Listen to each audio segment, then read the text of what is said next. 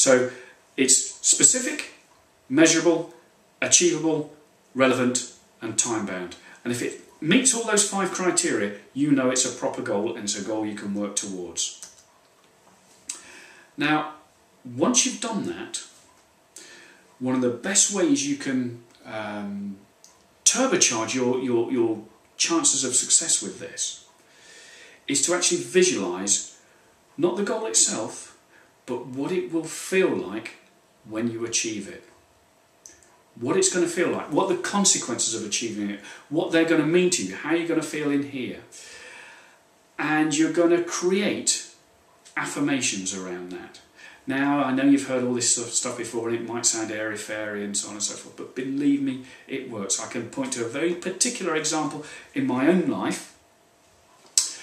Many years ago, my wife was expecting our child and she was the only driver in the family.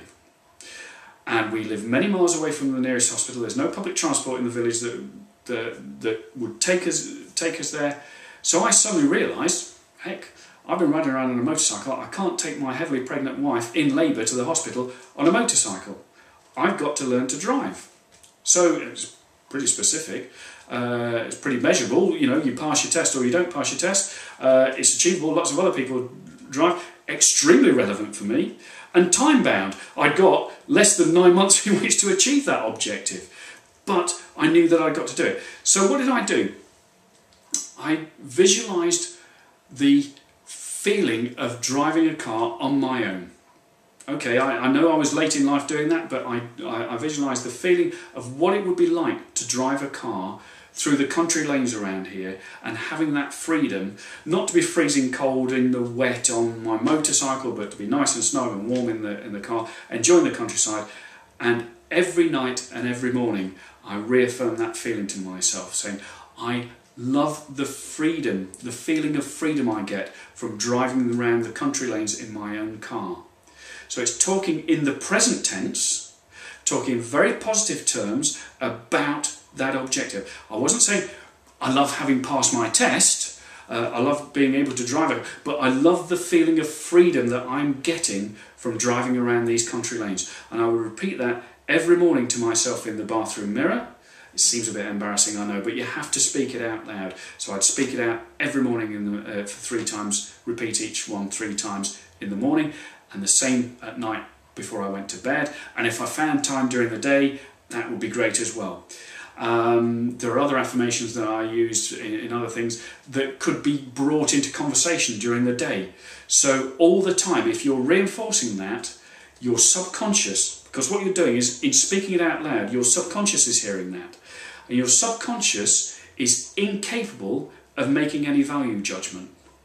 You're telling yourself that you love the feeling that you're getting now of having achieved this goal that you haven't actually achieved yet. But your subconscious can't make any judgment on that. So if you constantly reinforce that message, constantly tell your subconscious that you enjoy that feeling, your subconscious is going to help you mould your activities. So it's going to help you when you're on those steps, on that daily grind, working towards your goal, because it is helping pull you towards that objective. Hope that makes sense. So another method that you could use to assist you in achieving your goals.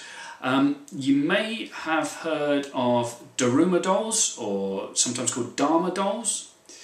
I'm going to put a picture just below this video here of what I'm talking about. Now, in certain cultures, there's a tradition of, at the beginning of the year, giving one of these dolls, or sometimes buying from a temple one of these dolls. And you'll see when it first arrives, it has 2 blanked out eyes.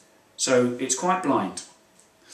And the idea is, at the beginning of the year, you paint in one of the eyes.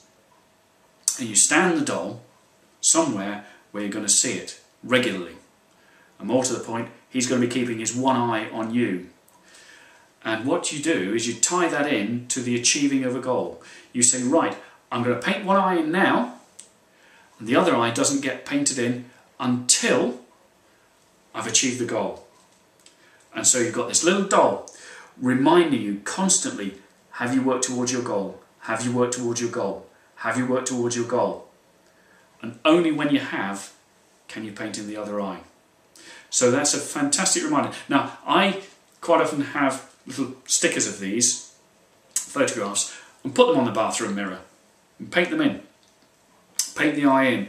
And so when I'm doing my affirmations, I'm also looking at the doll, and that is a constant reminder. So it strengthens that affirmation as well, constantly nagging me and reminding me that I ought to be working towards my goals. Anyway, that's just a little extra, but as I say, you'll see the photograph down below here, and if it works for you, use it. Okay. So, just to recap, we've got this whole year ahead of us. It's up to us to use it. So, looking at the goals, remember we've got to decide what it is that we're wanting to achieve, and it can be more than one thing. Don't limit yourself. It can be more than one. What it is it big? Is it exciting? Is it scary? Look at why you want to achieve it. What's important about this? Why is it so necessary that you get towards this goal? Why is it so necessary to you to achieve it? And then we look at the how. What steps are we going to take every day to move us towards that objective? Okay. And remember, the SMART. Is it specific? Is it measurable? Is it achievable? Is it relevant? Is it time-bound? If it meets all those criteria, that's great. And then what you can do is you can use affirmations, and you can use the little Daruma doll as well. You can use affirmations to get your subconscious working for you rather than against you. Now, one of the other things that you can do with this is you can discuss it with a mentor. You can discuss it with somebody else. You can talk to somebody else about how to put your goals in place, and talk to them, even more importantly, about your progress towards them, towards your goals. You can both be accountable. So your mentor can be accountable to you for helping you towards your goals. But equally, your mentor is not going to achieve the goal for you. Your mentor's job is there to keep you on track.